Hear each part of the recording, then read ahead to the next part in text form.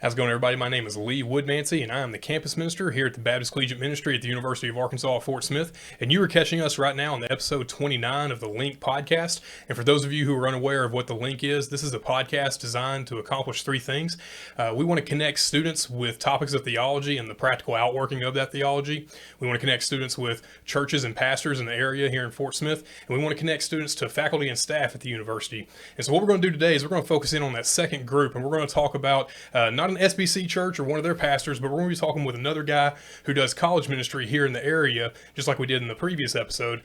So today I am actually joined by Blake Pesetsky, and Blake is the college pastor at Central Christian. So Blake, welcome. Thank you for being here, sir. Hey, thank you for having me. I'm excited.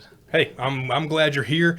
You are the guy that is like physically closest to us here at the BCM. Yeah. I mean, probably just across the street, like 300-400 meters at the most. Yeah. Straight that direction. Yeah. So you are near to us, literally, but also near to us as far as ministry goes. And so I'm glad you're here. Rock on. So, hey, tell us a little bit about yourself. Give us a little bit of background. Yeah, for sure. Where you're from, kiddos, married, that kind of jazz. Yep. Yeah. So I am. Was born and raised in Stillwater, Oklahoma. So, go Cowboys, go Pokes. Okay, all right. If you're a Sooner fan, you could just go ahead and log off. It's now. surprisingly large amount of Sooner fans around here. I've never understood it's that. And none of them went to OU. No. But I'm just kidding. So born and raised in Stillwater, Oklahoma. I am married to my bride, Gabby. We've been married for 2 years now, so just 2 years this last December 1st. We have what we call a furry, four-legged son. Oh, and goodness. so his name is You're one of those Oscar. folks? We are one of those people. What kind of dog? We actually don't know. He was a rescue, and so we're not going to cough up the $100 and get the DNA test. That's just kind of a bit extra, but for the eyeball test, people would be like, he kind of looks like a wiener dog, but he's like thick, and so we call him a bratwurst. Okay, and so he's kind of like a fat wiener dog. So he's vertically challenged, but horizontally, excels. He's stable. Exactly. Stable. The homeboy ain't rolling over unless he wants to. Exactly. Yeah. Are y'all also the kind of folks that have like little ramps everywhere for the dude to like get up to higher locations? We actually don't really want him on the furniture, so we're trying to. We joke, we talk like he's our four-legged son, but at the same time, he's still a dog. Right, so, he is an animal. He doesn't get on the couch. He doesn't get in the bed. He belongs on the ground. Me and my wife, we have 3 daughters, 7, 5, and 4, and we also have a dog that's 11 years old. I'll say this in confidence among friends. I'm ready for this dog to die. I'm ready for him to move on. He's had a great life. It's time. But like he's 11. He's breaking 11. Down. And well, the thing is, like, aside from like his weirdness, healthy as a horse. Like, I think he's going to be like 19, 20 years old before we put him in the dirt.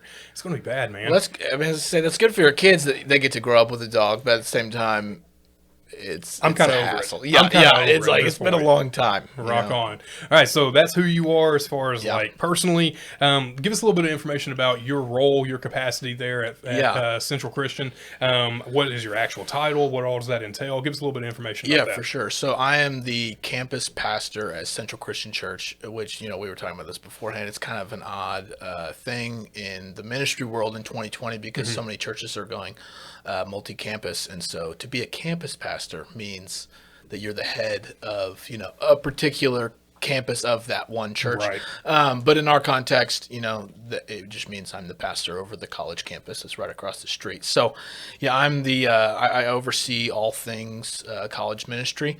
And we'll get more into this later. But campus housing, but then also just campus outreach. But then I'm also just one of 6 of the pastoral staff. So I have pastoral staff duties, like I preach on Sunday mornings throughout the year. I, make pastoral calls, pastoral visits. We work on church projects together, things like that. So, that's kind of everything you can imagine that comes along with the title of pastor. Whatever's assigned to you at the staff meeting that week, Right. Well, I mean, I think the good thing is for those who don't know Central Christian, it's a great church. I love Tim Beasley, Braxton, and like a lot of the guys that are over there I know fairly well. And so like y'all have got a great staff over there. I mean, and I think y'all are one of the more consistent churches like over the last 20, 30 years here in Fort Smith is just, being not just stable, but stability. That's not the marker of like a good church necessarily, but that's absolutely something that is true of your church for sure.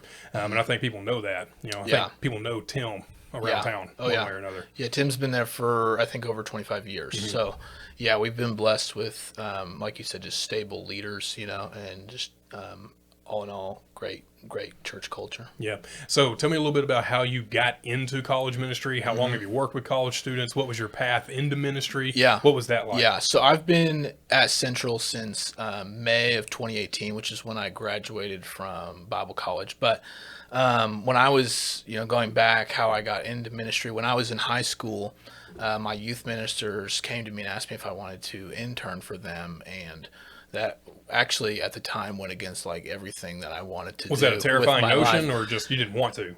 It wasn't terrifying. It was like, I kind of just want to do what I want to do, and this is clearly, And what it's was not that? going to make me. I wanted to, live for myself. I wanted to make a lot of money, and You're telling me ministry's not a good way to do that? Man, I'm waiting to get the phone call that I'm being called up to be the TV preacher, which we joke now. Everybody in 2020 is a TV preacher, so Right. I just got to look directly into the camera and ask for money. Yeah, it's an easy task at that point. Just the name only. But, Exactly. Yeah, but I grew up in just a really healthy church, Sunnybrook Christian Church in Stillwater. It's part of the Christian church movement, but got to just do life alongside just some really godly men that I got to learn, just day in, day out, what it looks like to follow Jesus, but also what their jobs looked like from the inside. And so seeing that, felt the call to go into ministry, so I actually went to... That's how they hooked you. Exactly. They sucked me in. But went to Ozark Christian College up in Joplin, Missouri. The connection there was my home church pastor. He was a professor there for a long time, and so when he left and went to Sunnybrook, he hired a lot of his students that he had there, and so all I really knew was Ozark Christian College grads, and so went up there. While in college, didn't really know what I, wanted to do. Bible college could be an intimidating place. You're alongside a lot of just talented individuals, and the cream of the crop when it comes from youth groups. A lot of times, it's just like it's I would call them captain youth groups. They could stack more chairs than anybody, and they were ready and primed. They had sermons already memorized, to give at a moment's notice. They could all play acoustic guitar. I can't play an instrument, so join the club, dog. But I got plugged into a college ministry up there in my first year, as a freshman, and it was just a really great ministry. They ministered to Ozark Christian College and then Missouri Southern University that was up there. And so a guy named Josh Quaddy, he was the campus pastor. He kind of just took me in and mentored me and taught me about college ministry and just the ins and outs of that. And so at Ozark, I got a general ministry degree. So it's general ministry and biblical studies. And so general means that I got to take as many electives as I wanted, Right. And so I took like as many Bible book classes as I could. And then I took a lot of church planting classes. And so, Bible book classes, those obviously speak for themselves. I wanted to take Romans, I wanted to take Ephesians and Colossians, and, I want to take Exodus, things like that. But with the church planting was cool, and just seeing how God was working in that, because essentially I was learning how to start something from nothing, and when I got hired here at Central, they were essentially hiring me to start something from nothing. We had a small group of, I think it was, maybe 10 students that had graduated out of the youth group and, had started a small group, and so they wanted to see it, grow from that. So that's kind of how I got to where I am now. Yeah, there's a lot of corollaries when it comes to church planting and college ministry, just in general. For sure. Just because in many ways, if nothing else, what people think of is the exciting parts of ministry. Like you think about church planting, starting something brand new. I think me and you both know the mundanity that can come through college ministry as well. But I think there's just a lot of corollaries that come along with it.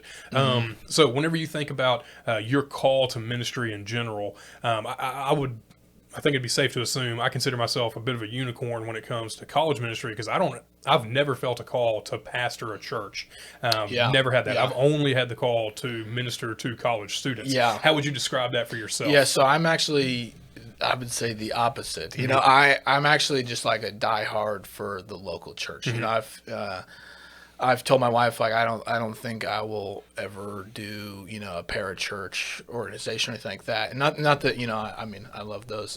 Parachurch organizations have, in a lot of ways, you know, formed me into the pastor, you know, that I am today. But I love the local church. And so I love the context that I get to work in. I get to, you know, be a part of a pastoral staff, you know, with a group of guys that I really look up to. I'm learning, you know, a lot from them just day in, day out, seeing how they've done ministry. Like I said, you know, Tim's been there for 25 years. So, I mean, every day I go into his office and I'm like, what am I supposed to do with this? You know, and he's like, oh, I did that, you know, 15 years ago. This is what I did, you know? And so, but yeah, just, I mean, in terms of the calling, you know, that was the context that I grew up in, you know, was just church-based. And then even in college, I was a part of a church-based college ministry.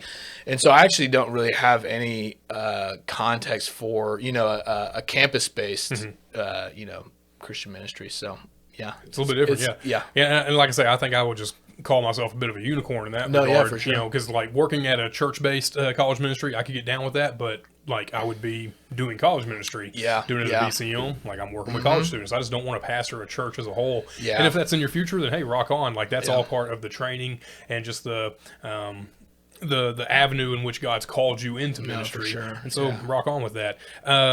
I know, did you ever have that moment whenever you first got going over here, especially trying to start something new, where you just legitimately had the moment of like, I don't know what to do. Like, I don't know what to do next. Like, I feel like I've done everything I'm supposed to do. Oh, like, yeah.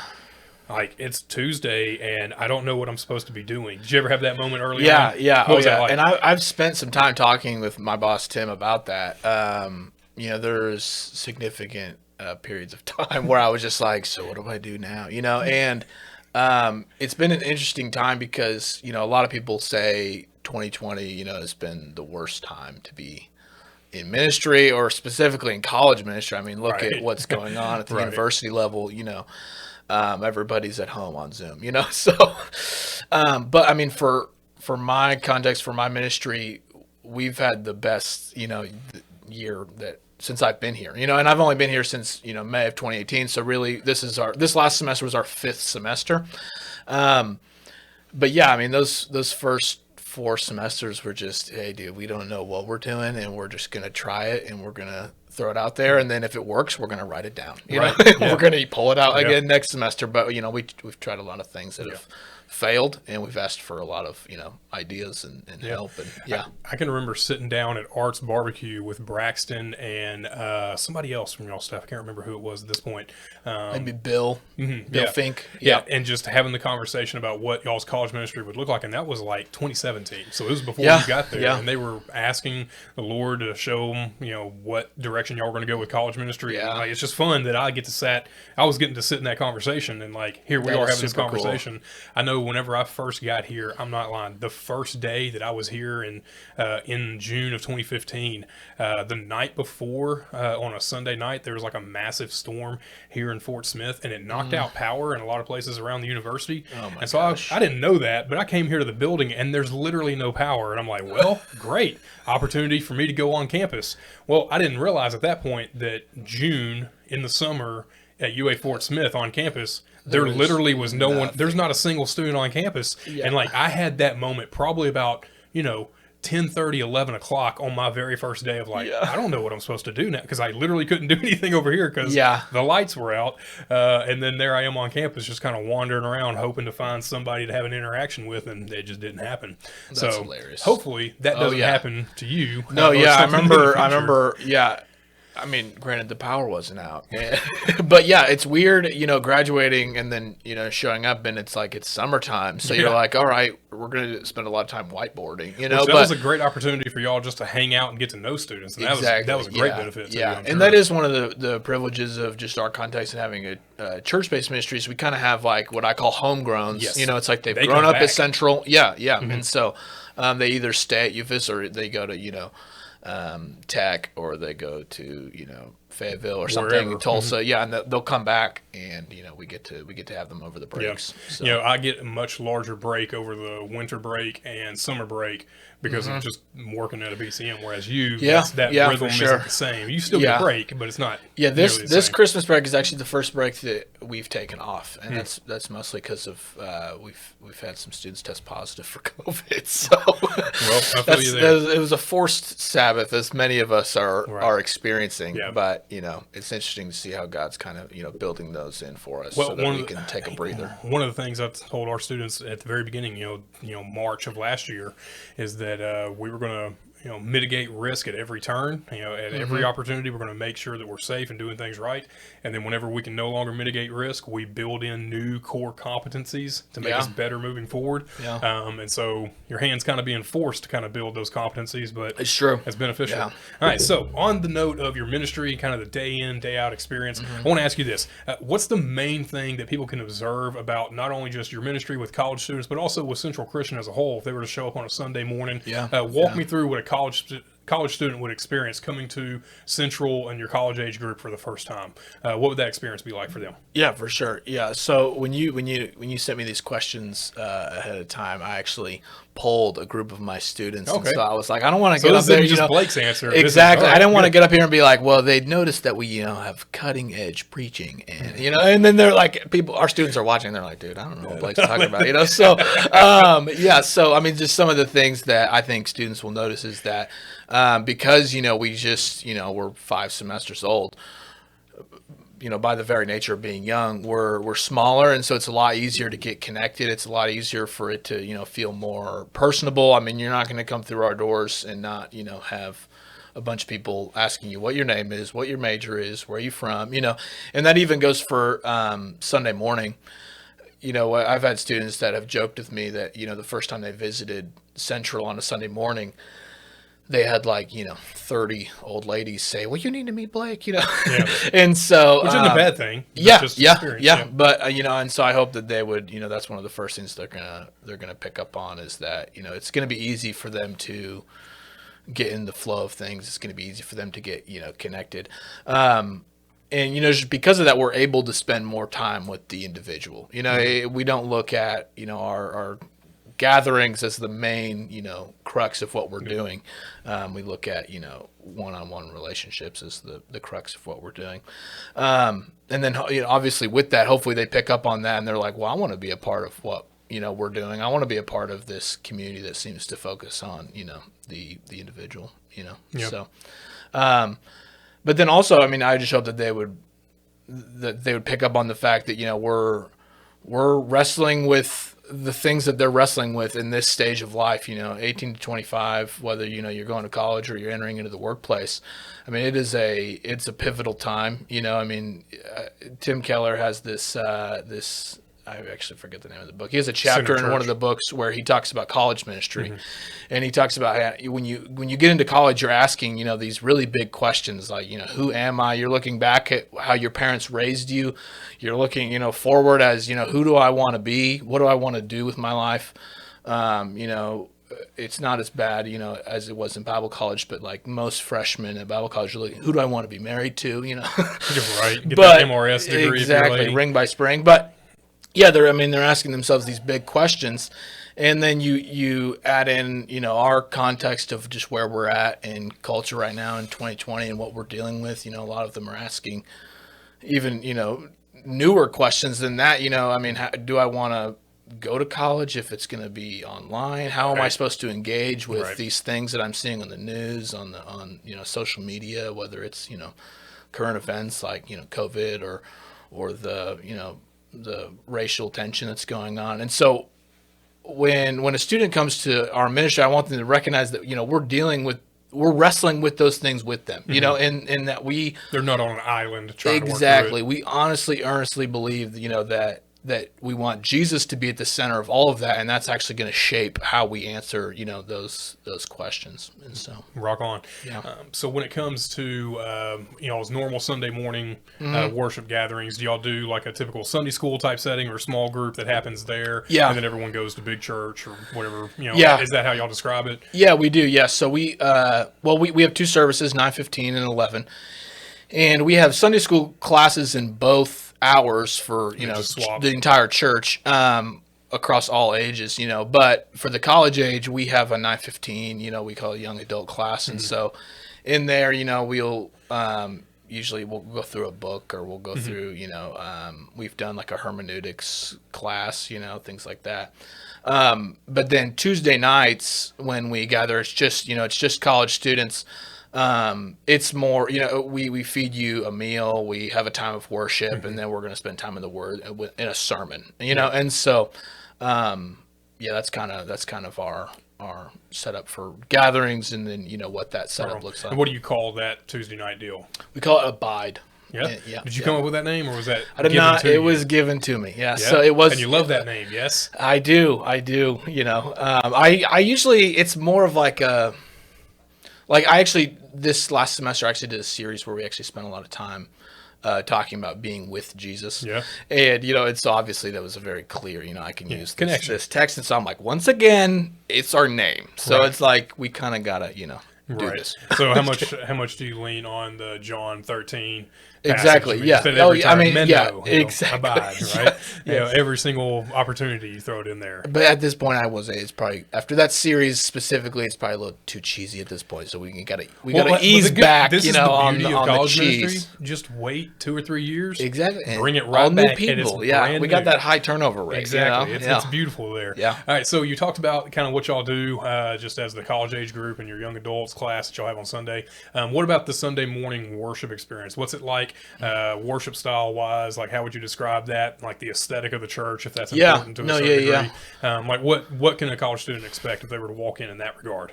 Yes, for sure. Yes. So we are a part of the Christian church movement, and so I like how Tim Beasley refers to it. He just says plain old Christian, And so, but I mean, in terms of walking in on a Sunday morning.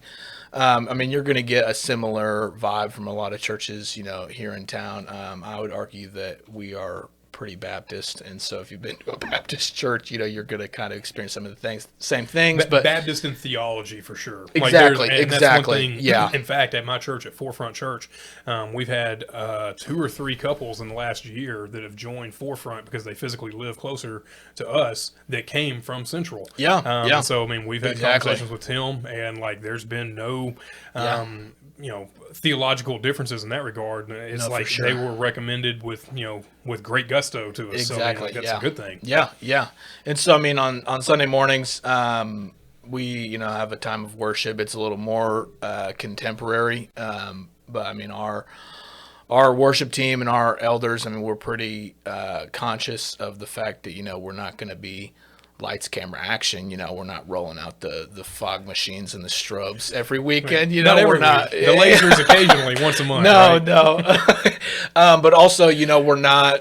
We don't have hymnals. And so we're singing a lot of popular level songs. That people are listening to in their cars. But. And then our preaching is, we spend majority of the time in the year, our preaching schedule is through books of the Bible, so we're big on expository preaching. But at the same time, like most churches that center around books, we still are going to interject topical series into that, whether it's marriage and family or finances, so. Gotcha. Yeah. Rock on. All right, so we've talked about the church as a whole and that experience. I want to ask more about just your ministry in general. Yeah, I know a lot of guys kind of, we're not asking you to toot your own horn, but I need you to toot your own horn here. What is it that makes your ministry unique? What is something that y'all do that a bunch of other college ministries or churches don't do? Give us a little bit of insight as to what makes y'all stand out in that way.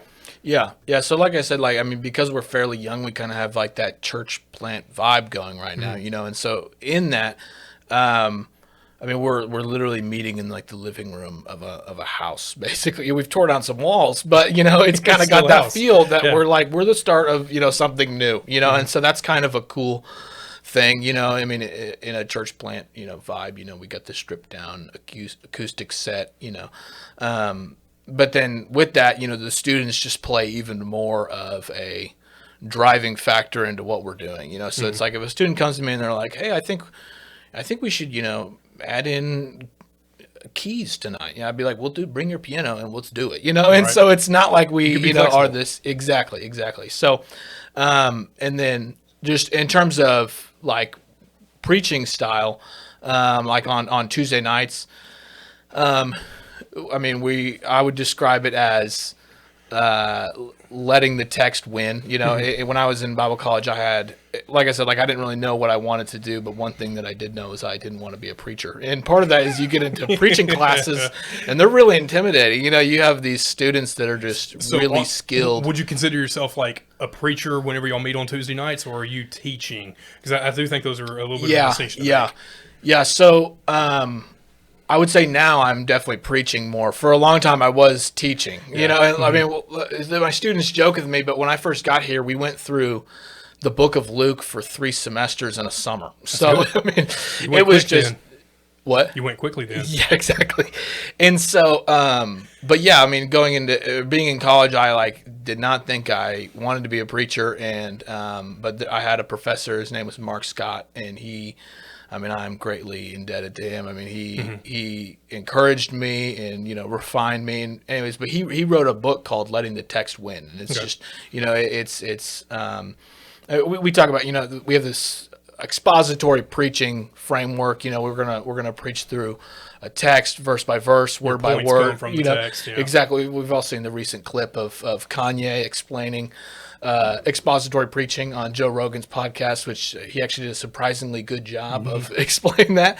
But I mean, I think you and I probably line up closely on just what we want to do, what we want to accomplish when we preach, and that's we want to convey, the author's intended meaning of the text. And so, and I don't think that has to be boring. It's like we talked about, is it teaching or is it preaching? I think we've all heard really good sermons from a public speaking standpoint, Yeah. and just, I mean, and they might have given some really life-changing advice, but it was not what the text said, And so You made a great point, but the text didn't make that great point. Exactly. And so, I mean, in terms of what we're doing on Tuesday nights, I mean, that is, like you said, I don't want to toot my own horn, but that's what I'm trying to do, And so, but then also, I mean, just talking about what is our ministry doing that others are not. There's a very clear one for us. And frankly, this was the center part of the conversation I had with Braxton and those guys in 2017. Yeah, so back in 2016, 2017, the leadership in our church just felt a very clear call to start a college ministry, but part of that they believed was going to be campus housing, Christian campus housing. And so we have people like Braxton. He's our youth pastor. He was a part of the Christian campus house up at Mizzou, started by Roy Weiss. And we have another one of our pastors who was a part of another campus or a Christian campus housing. And so we have some leaders that just felt a tug for this, and so they started looking around at places to where we were going to get these houses. And oddly enough, we ended up with the 3 houses that are on the backside of our property. So I mean, we're for those of you guys who don't know where we're at, we are at Park and Waldron, and we own the 3 houses on in between Park and Waldron and the new University Park. University Park University Park Apartments or something like that. So so I mean, we're the only in Fort Smith, we're the only ministry offering Christian campus housing. Right. But also, and if someone's watching this and you are running one of these 2, I need you to call me. But we're the only church-based Christian campus housing ministry. So I mean, that provides its own pros and cons. But as far as I know, all other Christian campus housing ministries are just kind of like, hey, they're in a silo in a sense that they can, they're going to take anybody and everybody. So I mean, they're not attached to any one church. We're kind of different in the sense that it's like I said, like I'm on staff at Central. Right. Central is the one, footing the bill on these things. I know Grand Avenue most recently, like in the last 6-7 months or so, they actually have a house that's for that same purpose. Yeah, but it's not at the same scale, and frankly, I don't think it was intended with that that kind of like intentionality to begin with. I think it was one of those opportunities they had. No, for sure. And I can remember having that conversation back at Arts, and the reason they were wanting to talk with me is because whenever I was in Fayetteville at the BCM at the University of Arkansas, we owned 3 houses that were right next to the BCM, and I think I remember saying, like, guys, I don't care how well or how poorly you do it. If you do it in any kind of decent way, it will be beneficial. Yeah. And I know you're not going to get in there and just like not care about it. So you're going to do it well. Yeah. So like, I felt like it was something that was a great opportunity for y'all. And I'm really glad that Central was doing something like that frankly, no one else is really doing at that level and at that scale for sure. Yeah. So, I mean, I think that's one of those things that clearly is unique. So here's the question I would ask, and you kind of mentioned it a little bit earlier, but let's make it explicit. How does that unique characteristic of your ministry impact the way that y'all do ministry, the way that y'all worship Jesus? Literally the physical setting in which y'all worship Jesus on Tuesday nights is really tied up in that. But how does that really flavor your ministry in that regard? Mm-hmm. Yeah, so I think, just like I said, back in 2016, 2017, our church was having these conversations and they just felt a pull, to minister to the campus. And so because of that, it's kind of like one of those, we've put our money where our mouth is, in a lot of aspects. We've said just very upfront, hey, we are about you guys, and that's whether you want to live in our houses or not, and so we have, like I said, 3 houses. 2 of them are residential, and one of them is our meeting space. And so we have a guy's house and a girl's house. But then what we call the corner house, it's on the corner of Park and Waldron. Imagine that.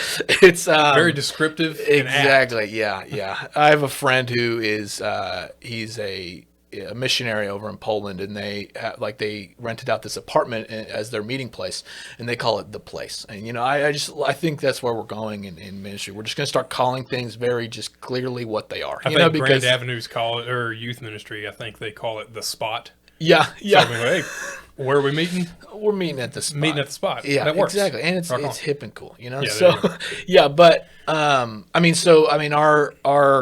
corner house, it's not just where we meet on Tuesday nights. It's where we, hold events. It's where students can come and they can do their laundry there. They can watch Netflix. They can study. We have, rooms in the back set up for people. Right now, everybody's on Zoom, so students will use those back bedrooms as just to go to class. They'll use them to take tests. Yeah, right. Exactly.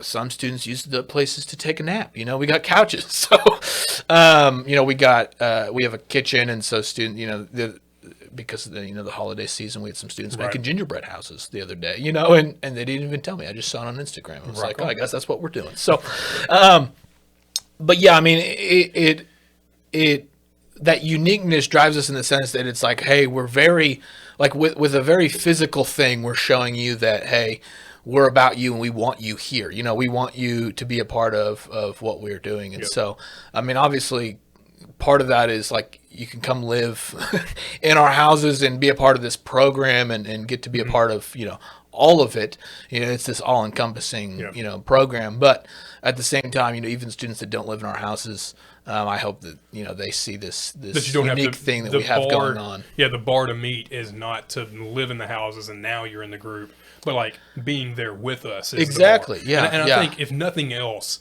the fact that you have those 3 houses, the 2 residential and the 1 meeting place, the fact that y'all have those 3 houses just necessarily means, well, y'all are going to be hospitable. Yeah. Hospitality is going to flow. Like, you're going to be welcoming. Like, if you don't have that as the characteristic of your ministry, then like that's going to fail. Yeah. And you're not failing. So that tells me that that's built in by the true. warp and the woof of your ministry. Exactly. And that even just plays into, what we do on Tuesday nights. Like I said, we feed them a meal every week, and so it has this feel of we're in a house gathered around a table, and then we're going to spend time in the Word together, so.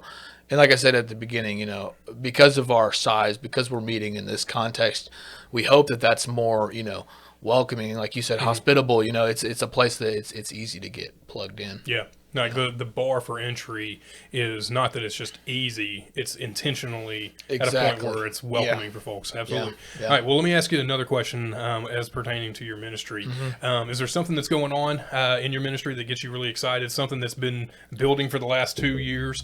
Something that's brand new because of COVID and things have had to change, or it's just kind of like the culmination of something in general? Is there something that's really got you excited about what God's doing in your ministry? Yeah. Oh, yeah, for sure. Like I said before, you know, we're only 5 semesters old, and I mean this last semester I feel like we've really seen some growth from the groundwork that we really spent the first 4 semesters laying. You know, I'm sure you know what I'm talking about when you talk about college ministry. It's like for those first few semesters you're just like, well, we're just going to keep doing it and hope that it catches on, you know. Well, I feel like this last semester it kind of caught on, you know. And so but I mean, not just talking about like growth in numbers, but obviously, you know, talking about the more important kind of growth, and that's spiritual growth. You know, I'm seeing these students that we've had since they were freshmen, and, you know, now they're juniors, and I'm seeing like they're turning out pretty all right. You know, it's like I think they really love Jesus. I didn't mess them up. Exactly.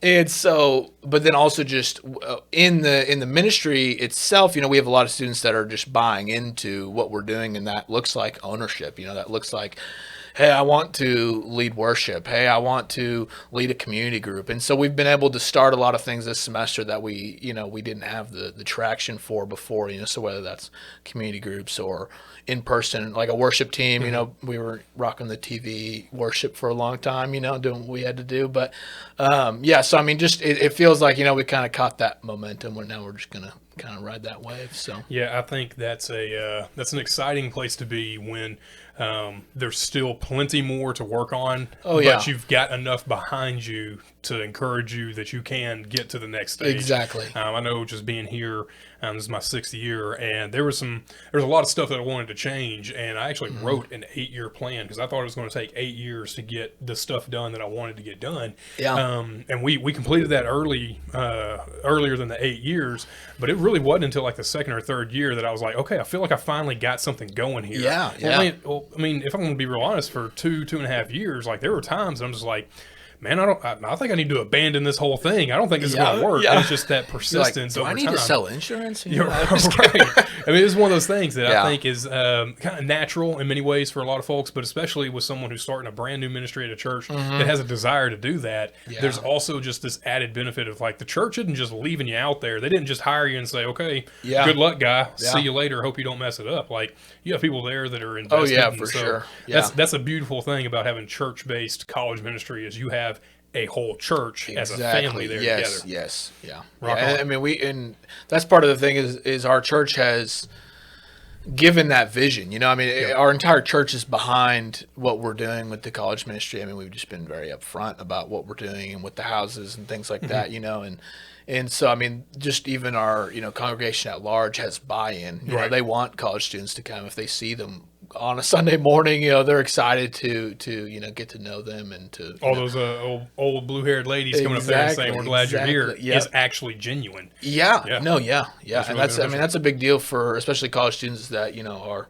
away from home or, you know, even if they grew up in Fort Smith, they don't have a home here, you know, and so, I mean, that's big for them to find that sense of, you know, I've other Christians that are, you know, my parents' age that care about me, you know, that want me, that want to see me do well and, you know, and to love Jesus. Gotcha. You know, well, all that segues, I think, nicely into the next question I want to ask you. And this is a dumb, simple question, but I want to just throw you the softball so that you can talk about your ministry and the things that y'all do well, because, I mean, it's important. Why should a college student come check out your church? Why should a college student come on Tuesday night to come do a meal and go to Abide? Why should somebody come check y'all out? Yeah.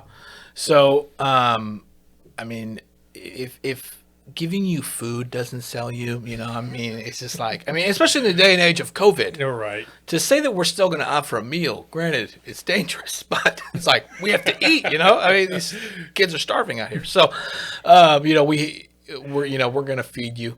But like I said, like we want you to know that like we have a place for you. We have a place where other students want to walk alongside you, see you do well, see you love Jesus, and so, I mean, in that we're offering a lot of things. I mean, granted, we're going to be offering a lot of the same things that other college ministries are offering. It's not like any of us are, reinventing the wheel. But yeah, so like I said, on Tuesday nights we have Abide Bible study. We are church based, so we offer a church home. We offer a place if you want to, serve. We have a youth group. We have children's ministry. We have, we have a relationship with Hope Campus. The low barrier homeless shelter here in town. We serve there twice a month. So we have a place for you to plug in with serving. We put on a lot of events. This semester, obviously the timeline was cut short because of COVID, but this last semester, I think it was really just in 3 months, we put on 11 events. And so if you like to have fun, we're going to try to do that, and so we do, anything from volleyball nights to tie-dye nights to game nights. I guess we do everything at night now that I'm thinking about it. But, and then, we'll take trips. We will, take weekend trips. We'll take day trips. We'll, go float the river, but we'll also, go on the Arkansas River. Yeah. Oh, God. No, bad idea. Bad idea. I think last time we did the Mulberry. Yeah, the Mulberry and the Eagle are two good ones. Yes. Yeah, we'll go skiing. We'll go to the Passion Conference when it's not virtual. Right. Hey, it's virtual and free this year. Yes. Tim just sent me that email, said maybe you should do this. Yes, for sure. Yeah. Well, final shot about the church and why you would offer or extend the invitation to students for coming to that. I would add one on there, and you kind of mentioned it, but like it's actually a place to serve, right? I mean, the body being so composed by Christ and His wisdom and giving the church everything it needs to function the way it does. Well, that includes college students and their giftings and their ability to lead at a church. And I'm not just talking about childcare and working on Sunday mornings. No, There's so much more available that, frankly, you have that I never will here at the BCM because I'm not a church. Yeah. So I think that's one thing that I would absolutely throw in there that I think students should recognize that, you're not just going to be a consumer when you show up either. And there's an expectation. Yeah, exactly. And I think, you have the same hope for your college students is that they don't just come to college and get plugged in with the college ministry and then just live in a silo, only hang out with other college students. It's a big deal for college students to do life alongside families in a church, to be a part of their homes, for the 4 years that they're in college. And so, we're not just a place to, go and be a consumer. We want you to be a part of like a church family, Gotcha. Yeah. Rock on. All right. So here's our last big question. It really centers around you entirely. I always ask this for everyone who's on a episode of our podcast. I want to know what you're listening to. What's on heavy rotation with your playlist? I know Spotify. This is being recorded about a week before Christmas. And so they just cranked out all the wrap up for the year. Was there anything surprising on that with Spotify podcast? What are you listening to? Unfortunately, I'm actually an Apple Music user. My wrap up, I'm not lame. lying. You are the first person I've ever met who actually is an Apple Music guy. Yeah. Part of it is just like for me, it's like the cost all rolls into one. Like I'm using iCloud. I have an iPhone, so it's like I'm paying X amount of dollars for a terabyte, and then Apple Music and all that jazz. But in terms of what Apple Music is doing with the wrap up, it's really lame. So it's like really they just gave me a playlist and they told me how many times I listened to each song this year, which I will say I was actually really surprised by this year's playlist, and that's because historically hip hop has dominated my playlist throughout the years. Okay. So all the way from high school until now. But this year, Tyler Childers and Zach Bryan rose above all others, and neither of which I know. Who are they? So they are country music artists. But listen to me. Which I agree. I have that same response towards country music. I mean, think about just popular level country music. I'm sorry for whoever's listening to this that likes country music. It sucks. It's bottom of the barrel. Say it right there. It sucks. But I could say something even more controversial. I said it in the last one. It's comparable to like what our culture has done with entertainment and the Avengers movies. Okay, it is just Shoot. It's like anybody just like we just go and it's just like mindless entertainment. Okay. I said this in the last episode. I'll say it again.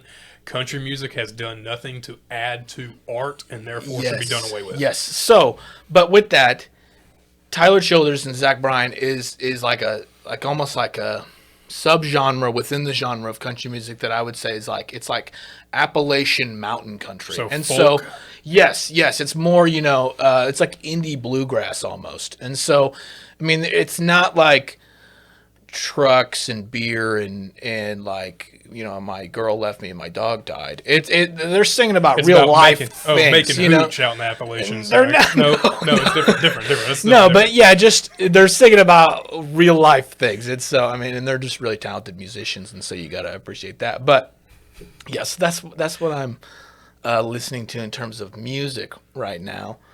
I mean, I know you had on here that you were going to ask me about podcasts. Mm-hmm.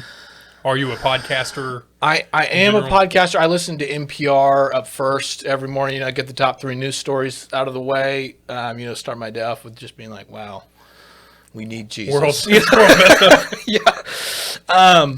But yeah, I mean, I listen to a lot of a podcast from my home church called Consider This. I listen to the Bible Project. Yeah. I've Tim been Mackey. more into audiobooks recently, but really I'm a sermon junkie. So like I would mostly just listen to sermons all week. I'll listen to 5 or 6, just in my headphones going throughout, driving around town or whatever. So I mean, I listen to a lot of Matt Chandler. I listen to a lot of John Mark Comer, John Tyson, Tim Keller, of course, the GOAT, This one's a little more country. He's not as cool. We can't say that we like him anymore. But Mark Driscoll is a phenomenal. Mark Driscoll is a phenomenal Bible teacher. But yes, I mean I'll listen to podcasts, but really I listen to I'm a sermon More junkie, preaching, so I listen to a lot of sermons. But Gotcha.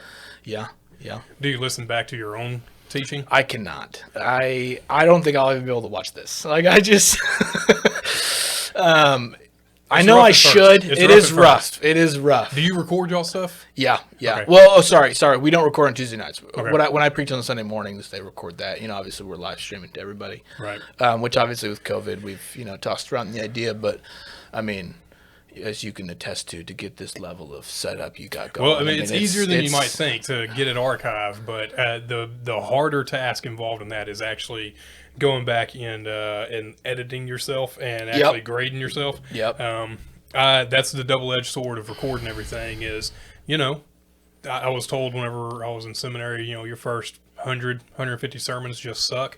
Oh, yeah. Problem is, my first 150 are recorded. So, if anyone Yeah. wants to go get them, I'm Yeah, well, most people you're when I tanked that one time, luckily there was only 6 people there that night, but it's like ours is like, you can go listen to it right now. into perpetuity. It is always there. Exactly. Rock on. Yeah. All right. Well, hey, before we get out of here, tell us right now where we can meet you, where we can find out more information. Yeah. What do we do to get a hold of you? So the biggest one would be follow us on Instagram. Follow us at Central College Age. That's our Instagram handle. We also have a website, centralcollegeage.org, where you can kind of just see a breakdown of what we do. You can find more about our housing, just all that kind of stuff. Like I said, we meet on Sunday mornings at 9:15, 11. During the 9:15 hour, there is a young adult class. And then you can email me at blake@centralfs.org if you want to get more info about, what we're doing, where we're at. But yeah. Rock on. I'm going to go ahead and guarantee this next semester, all of Blake's Abide stuff is going to be recorded and put on that website he mentioned earlier. Yeah. Yeah, he says. We'll see. We'll see about that. We'll see. We'll I was see like, about next semester. I mean, that's like 3 weeks from now. 6 days. Yeah. Yeah, it's going to be bad. So whenever this goes up, this will be up on January 14th. And so we'll be 3 days into the semester at that point. Okay. So you will have already talked or It's met true. once. Yeah, we will. Yeah, we'll kick off on the 12th. Well, so same here. Yeah. We do our reconnect on the 12th, where everyone just kind of comes and hangs out. Yeah, And then yeah. the 19th is whenever it actually pops off for us. Nice. Rock on. It's Well, you got exciting. any other parting shots you want to throw out there? I don't. Yeah. Thanks for having me. I appreciate what you guys are doing. I admire you from across the street. For those of you guys who don't know, Lee is world class when it comes to college ministers. I mean, this guy is he is a workhorse in terms of what you're doing, and I mean, it's incredible to watch and obviously aspire to, being someone that's a little bit younger than you. Yeah, a little bit. I mean, you're probably 10 years younger than me at this point. I'm 24. I'm 36. Okay, yeah. There you go. I'm So turning a little 25 more. soon. Hey, yeah, rock on. Yeah. Rock on. Well, I can't even grow a beard, so nobody would ever know. Well, my dad has like a giant beard and a ponytail, so I mean, I got a lot to live up to still. I still just have, in his eyes, I'm still just. What's the junior longest your beard. hair's ever been? It's been down on my shoulders. Yeah. So in high school, I was a skate rat. So I mean, I was rolling up to prom. I had the whole nine. Do you have documentation of this? I do, but I'm not. I mean, not that we're recommend going to that share anyone it here. go and look it up. I would just love to see it for my own self. Yeah, I'll show you, but then I'm going to delete the photos on Okay, that's Facebook cool. for the That's fine. listeners that are going That's to go fine. look it up. That's Yeah, fine. Well, yeah. just for a time. They'll forget about it after the fact. Exactly. Right on. Yeah. Well, Blake, thank you for being here. I'm glad you joined us. There's all sorts of information. If you've got any questions about how to get a hold of anything that's going on, you can find all that information down in the description below, or if you're listening on Spotify, it'll all be on the show notes down there by all the timestamps. So, Blake, thank you for being here. Hey, And thank you, man. hey, I've enjoyed it. So we're going to end like we always do, and that's with our benediction of sorts, and that's by saying do good and don't sin. I like that.